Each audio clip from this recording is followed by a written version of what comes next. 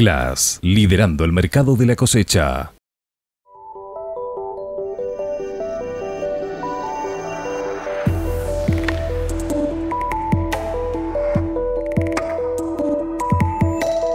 Bienvenidos a Agro HD, la información del campo en alta definición. Para la emisión de hoy hemos preparado los siguientes temas: automatización de tambos. Vamos a hablar también de la calidad de la carne, ganadería de precisión, efluentes de feedlot, la cría de búfalos para la producción de carne, las plantas tóxicas que afectan a la ganadería. Estos temas y mucho más tenemos preparados para ustedes en esta nueva edición de Agro HD, la información del campo en alta definición.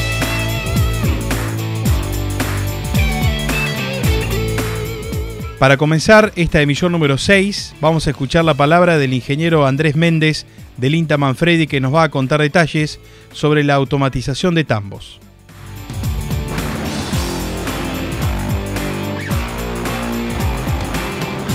Nosotros acá lo que vamos a estar presentando es básicamente cómo empieza a trabajar el automatismo y la robotización en los tambos y en lo que es ganadería, tanto de leche como de carne, pero básicamente en lo que es tambos, que es donde se empiezan a ver más avances, digamos, en lo que es automatización y robotización implementada.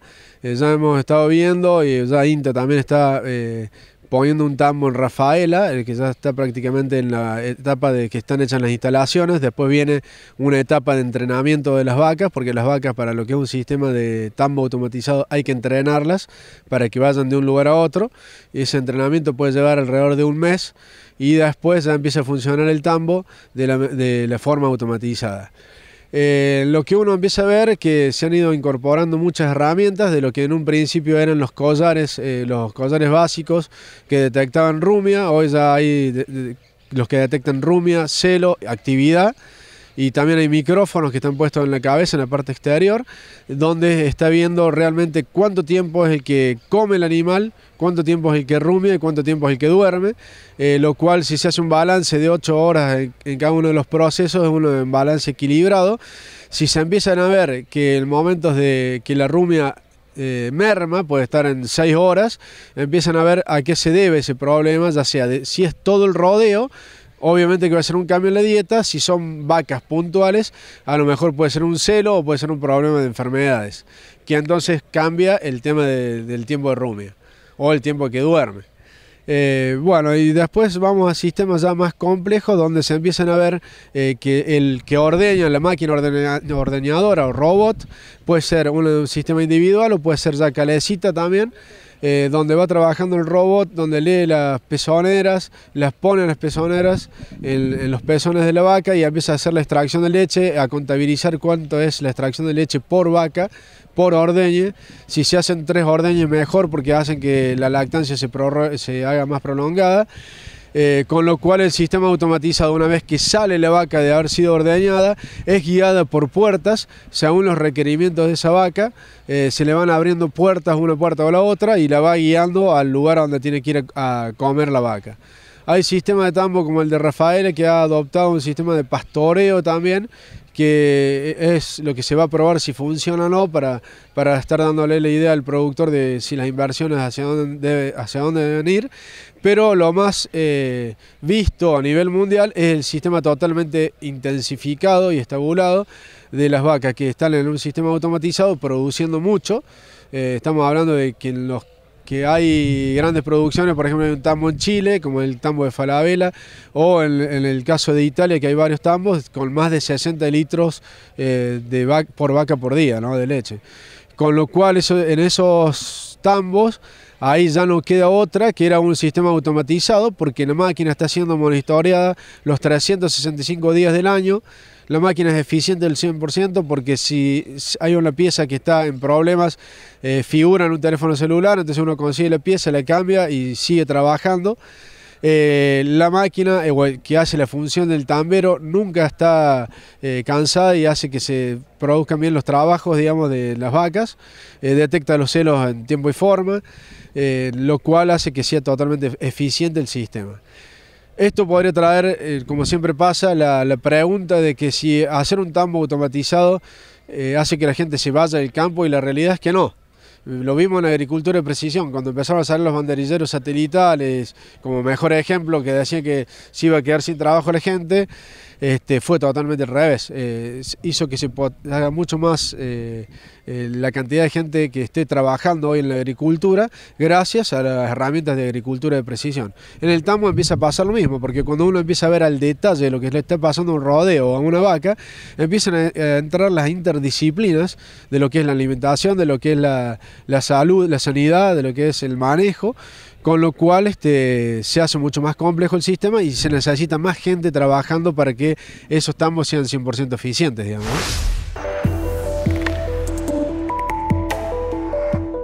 Calidad de la carne. Todo lo que usted necesita saber en la voz del ingeniero agrónomo Enrique Paván, del INTA Balcarce.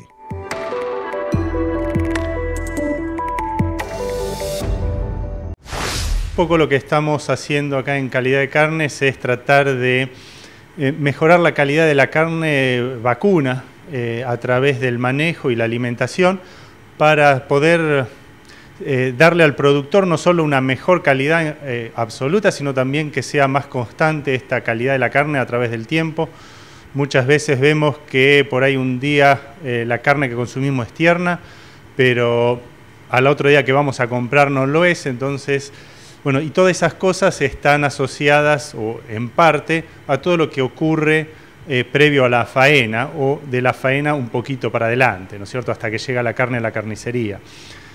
Algunas cosas, bueno, muchas cosas que se dice, bueno, la carne de feedlot es más tierna que la carne pastoril, un poco lo que estamos viendo acá, que se pueden obtener iguales niveles de terneza con uno o con otro tipo de sistema de producción o de terminación, pero lo importante es considerar algunas variables. Siempre es más difícil, o hay que prestar más atención en un sistema pastoril para lograr esas características que en un sistema de feedlot. Y básicamente eso está asociado con la energía de la dieta.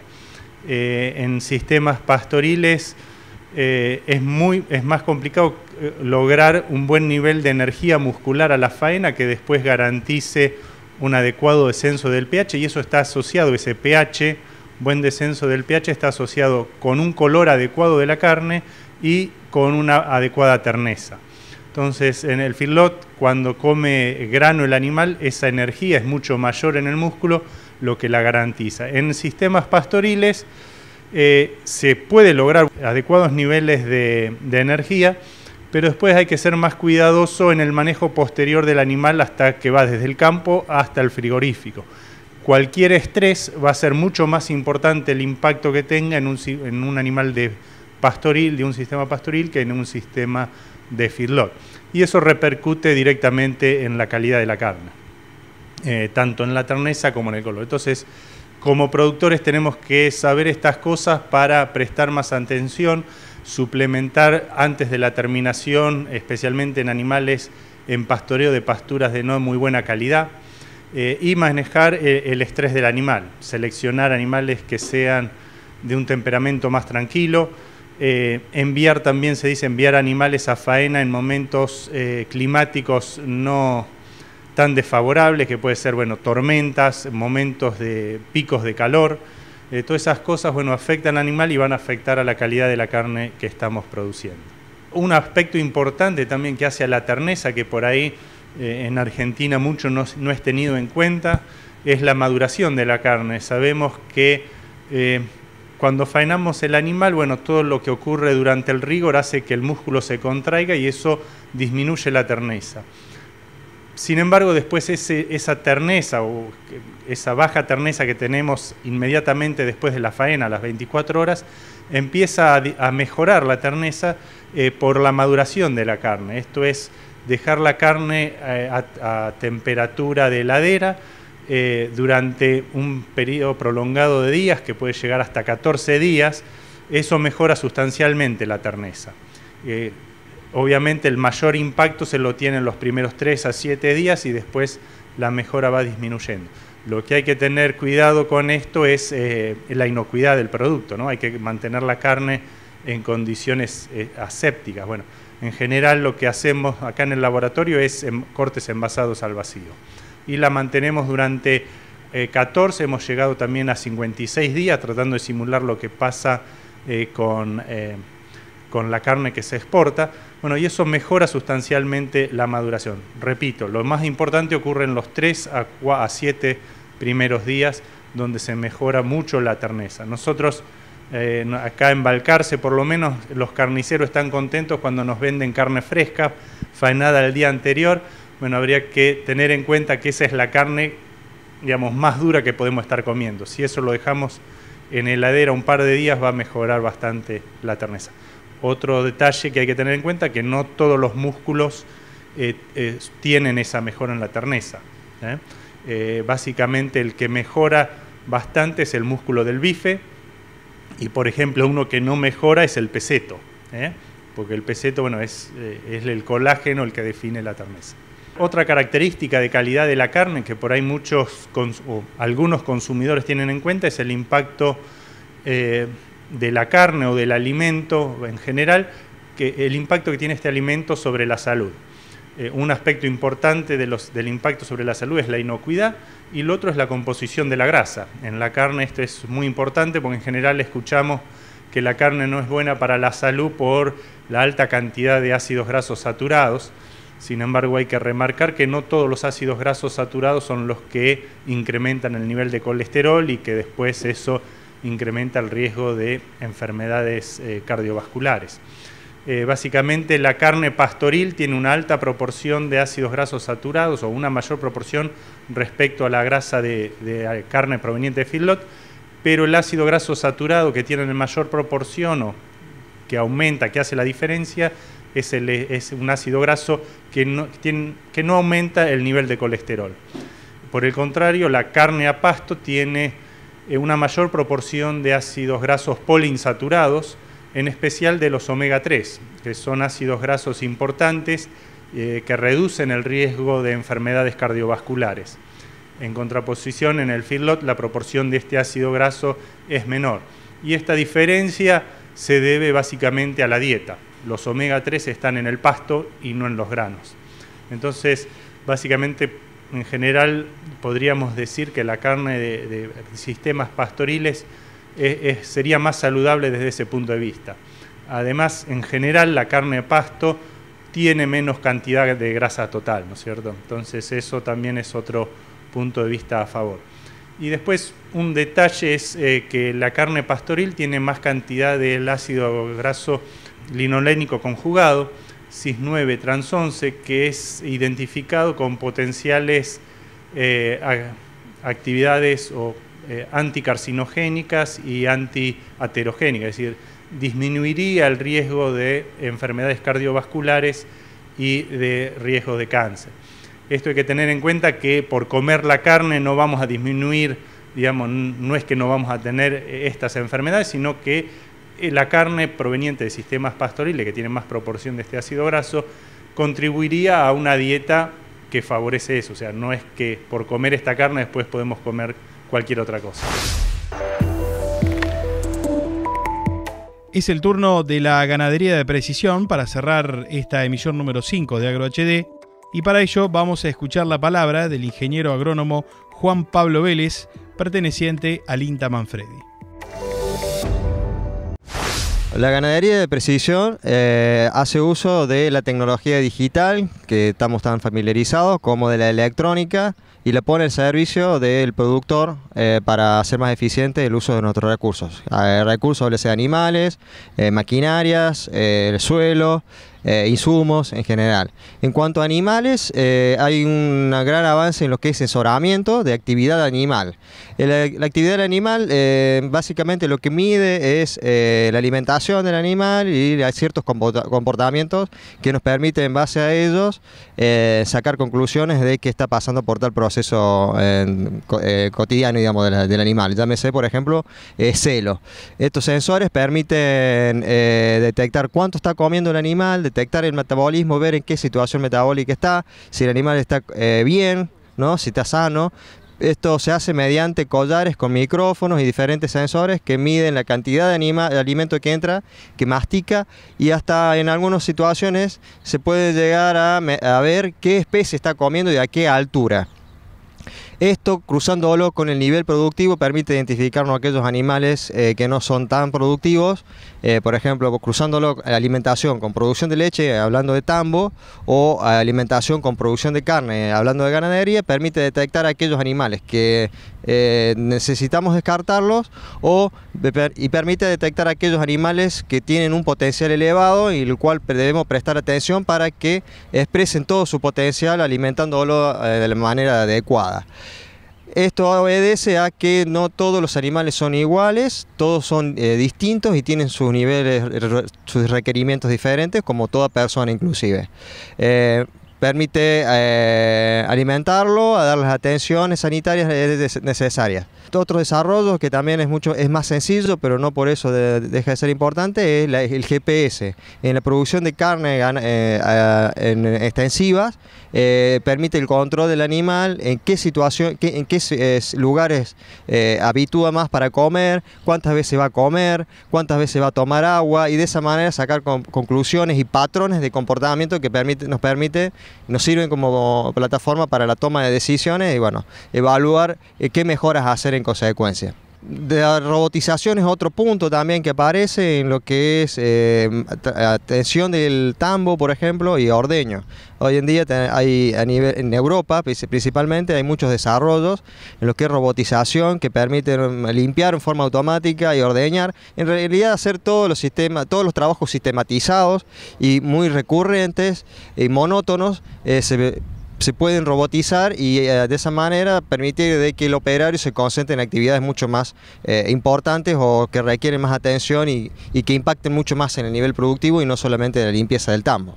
Lo que es manejo de forraje sitio específico, también hay un gran potencial. No hay mucho desarrollo en Argentina, no hay muchas investigaciones, pero al igual que en la agricultura de precisión permite detectar aquellas zonas, aquellos lugares en donde son más productivos en cuanto a forraje y hacer la fertilización correspondiente a sitio específico, ¿no? Utilizando las mismas herramientas de agricultura de precisión.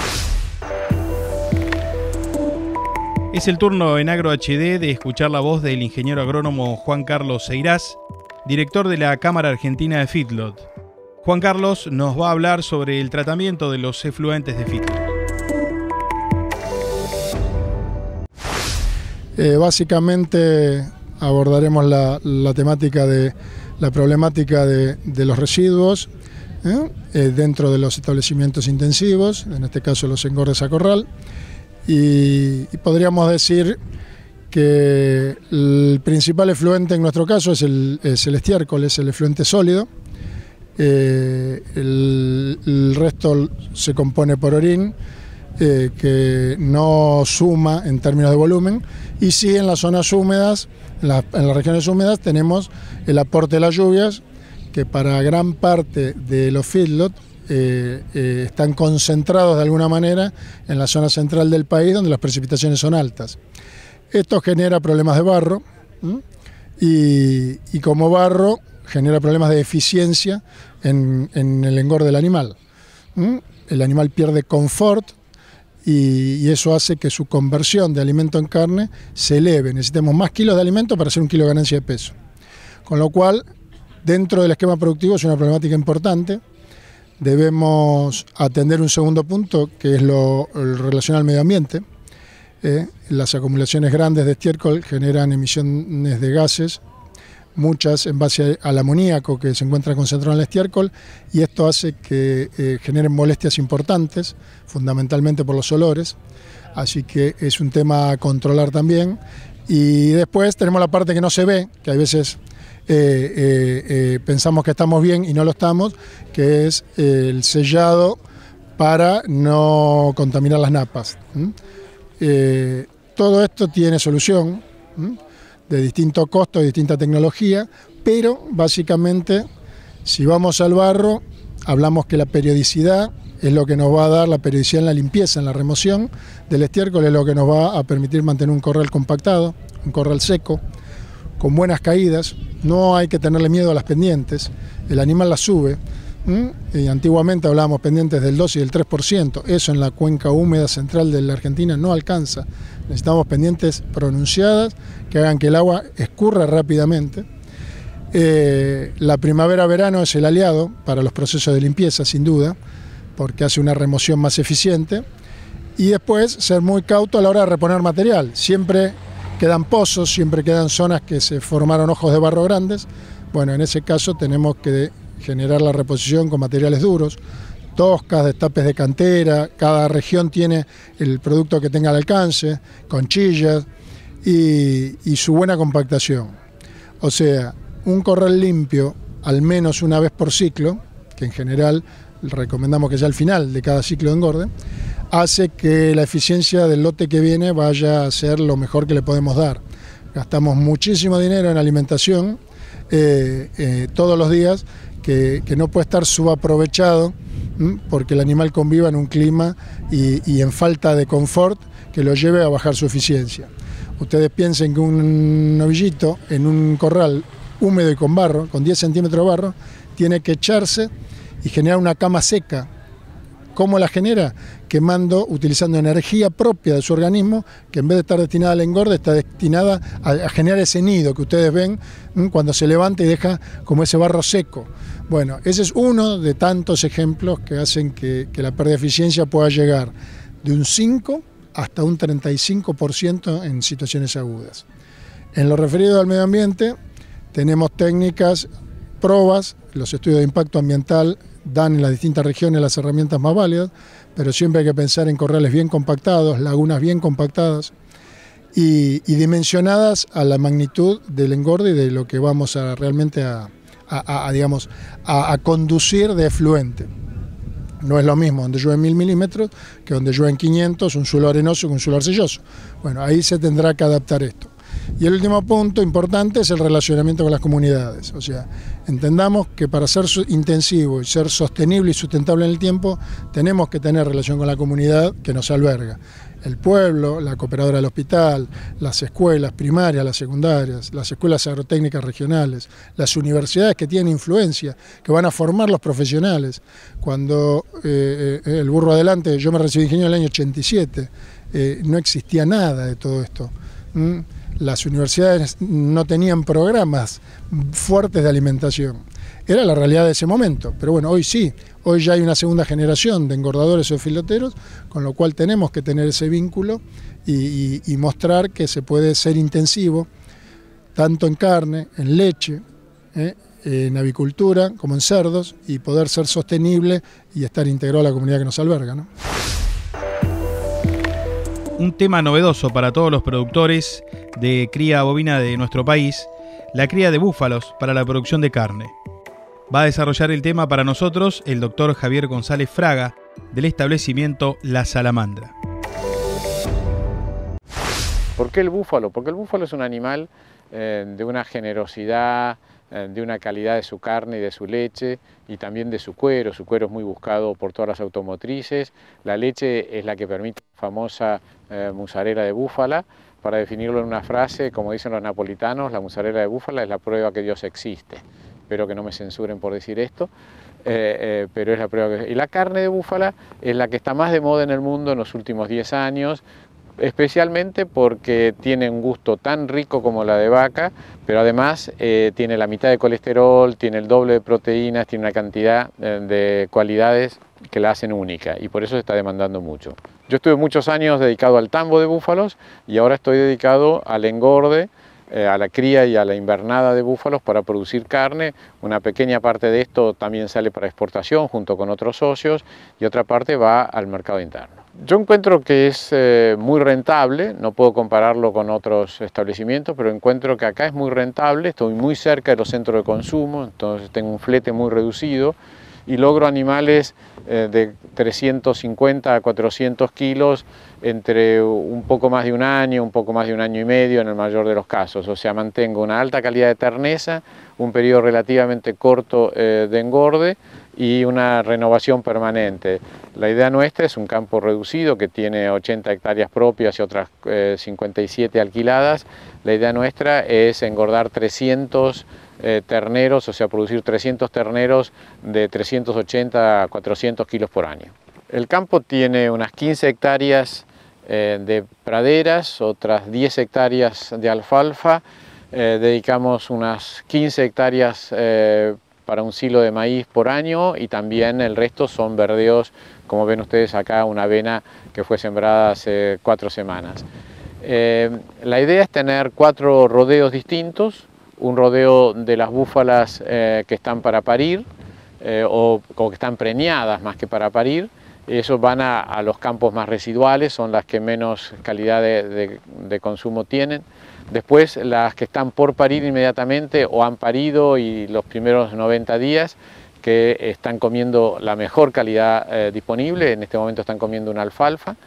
Y después tenemos 2 lotes de la recría y del engorde. El lote C, que vendría a ser los terneros destetados a los 200 kilos y que llegan a los 280 kilos. Ellos comen silos de autoconsumo de maíz, comen sorgo picado en el verano, comen verdeos y comen también la alfalfa. Solamente los días de mucha lluvia van a otra clase de lotes para no perjudicar estos sembrados. Y después tenemos el lote de venta, que es a donde llegan con los 300 kilos y donde tratamos de darle los últimos 90 kilos en 60 días idealmente, y acá comen intensivamente también lo mismo. La diferencia es comen las 24 horas del día, tienen acceso a los silos, tienen acceso también al sorgo picado o a lo que sea que esté en esa temporada, y tienen un mayor cuidado, una mayor atención. Tratamos que vayan parejos y que se vayan redondeando de grasa al momento de ser pesados para su destino de faena. Cada parcela, ustedes han visto la cantidad de eléctricos que hay, o sea, cada parcela se come por separado, se traslada 2 o 3 veces por día a los animales y se hace un manejo a pie, sin perros, sin caballos, sin palos.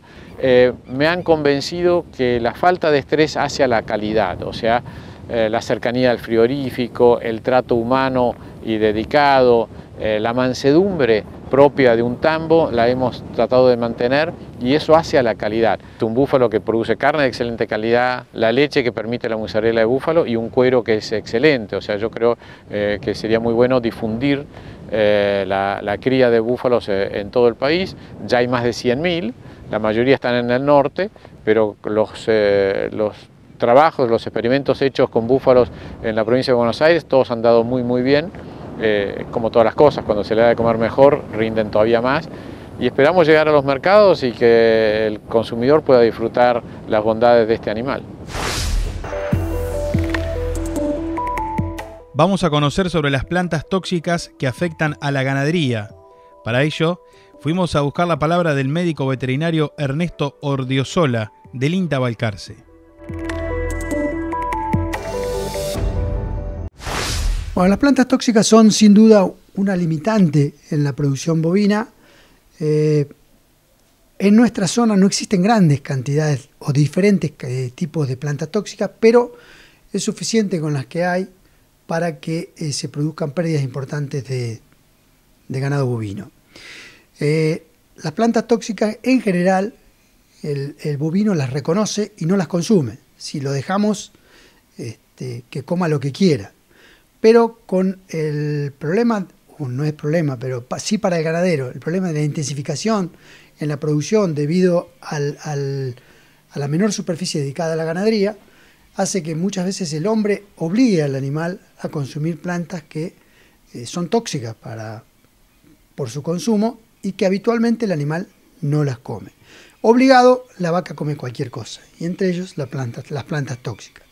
Existen plantas tóxicas que afectan al hígado, existen plantas tóxicas que afectan al cerebro, otras que afectan a la sangre. Si uno se pone a reconocer, cada órgano tiene una planta sobre la cual una planta tóxica actúa. El reconocimiento de la toxicidad de las plantas tóxicas es algo difícil para el profesional de la actividad privada. ¿Por qué? Porque tenemos una formación precisamente veterinaria, lejos de la agronómica, que no retenemos la imagen de una planta tóxica. Es decir, por eso es que cuando uno analiza la información del servicio de diagnóstico del INTA Balcarce, ve que la mayoría de los diagnósticos en los cuales el veterinario pide la asistencia nuestra, terminan siendo precisamente enfermedades tóxicas. En nuestra zona, las más comunes y tal vez la que más muertes produce es llamada yuyo sapo o sunchillo. Es una maleza cuyo nombre científico es Wedelia glauca y que crece en manchones, es decir, no está extendida por todo el potrero, sino que hay sectores en los cuales esta planta crece y produce 2 picos de mortandad, uno en primavera, cuando la planta está rebrotando, y otra en otoño, cuando está en fruto, flor y fruto, y que no sabemos a ciencia cierta por qué la vaca, aún teniendo de disponibilidad pasto, va y consume esta planta, que en 24 horas la mata. O sea, el curso es muy rápido, produce una lesión hepática muy característica para el veterinario, que le permite fácilmente reconocer que ha sido el sunchillo la causa de muerte. La característica de estas plantas tóxicas, sobre todo las que actúan sobre el hígado, es que producen una cantidad muy importante de muerte en un corto periodo de tiempo. O sea, el animal la consume, por sus hábitos alimenticios, generalmente son muchos los animales que consumen al mismo tiempo la planta tóxica y por lo tanto mueren al mismo tiempo. Si tenemos registro de más de 100 animales muertos en 24 a 48 horas, y que eso para el que está en diagnóstico, como en el caso nuestro, nos facilita orientarnos sobre la etiología de esa mortandad. Otra planta tóxica conocida es el duranillo negro, que tiene una amplia distribución en provincia y en provincia de Buenos Aires y en el resto de las provincias. Una tal vez menos conocida es el abrojo grande. Esta tiene como característica matar cuando recién emerge la planta, ¿sí? Cuando está en estado de cotiledón, que son 2 hojitas. Ahí es donde comiendo una poca cantidad produce la muerte del animal. Este abrojo grande, ¿por qué se produce la muerte? Porque generalmente nace antes que el campo natural, en invierno. Pasa el invierno, el bovino está muy ávido de material verde y selectivamente come estas 2 hojitas que emergen del abrojo y resulta la muerte en 24 o 48 horas. Otro tipo de plantas tóxicas ya también hepáticas, pero crónicas, son los senecios. Los senecios son plantas muy conocidas por el productor, pero no tanto se las asocia a la ganadería, sino como maleza en la agricultura. Pero hay que tener presente que estas variedades de senecio, que hay una gran cantidad en la provincia de Buenos Aires, acumulan una sustancia que produce un efecto en el hígado que lo podríamos comparar con la cirrosis. ¿Sí? Es un efecto crónico.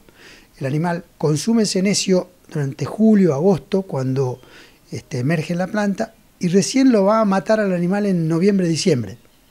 Cuando la planta prácticamente desaparece, se cumple su ciclo y desaparece, lo que complica un tanto el diagnóstico para el veterinario, porque hay que asociar una patología que es clara con una planta que ya no está. Cualquiera de estas plantas que yo he mencionado son tóxicas aún secas, o sea, el peligro es muchas veces cuando se hace rollo, se levanta esta planta en el rollo y se da en cualquier momento del año a la vaca y ahí resulta en intoxicación. Después hay otra serie de plantas que producen cuadros nerviosos, que son espectaculares de ver. No le resultan tan espectacular al productor, porque capaz que son 200 vacas que están en el suelo, todas juntas, temblando. Por suerte, la mayoría de las plantas que producen este tipo de sinología no matan, salvo que el animal caiga en un arroyo, en una laguna y se muera por un accidente, ¿no es cierto? Pero en general el cuadro es espectacular de ver, pero afortunadamente la incidencia, si los animales afectados son muchos, los que mueren son muy poquitos, salvo una especie que es el Phalaris angusta se llama, que es un Phalaris que crece en el campo natural, de amplia distribución en prácticamente toda la provincia, que esos tiemblan y mueren. Produce una lesión a nivel cerebral que causa la muerte de los animales, que uno primero los ve temblando y después son incompatibles con la vida. Bueno, sucintamente estas serían las plantas más importantes. Si uno toma en particular algunas plantas, vamos a tener, bueno, para más de una nota, pero estas serían las más importantes dentro de del panorama de plantas tóxicas que tenemos nosotros en nuestra zona de influencia. Así llegamos al final de una nueva emisión de Agro HD, el espacio que tenemos para compartir con ustedes toda la información agropecuaria que necesita saber nuestro productor. Les agradecemos la compañía y los esperamos en nuestra próxima edición. Será hasta entonces.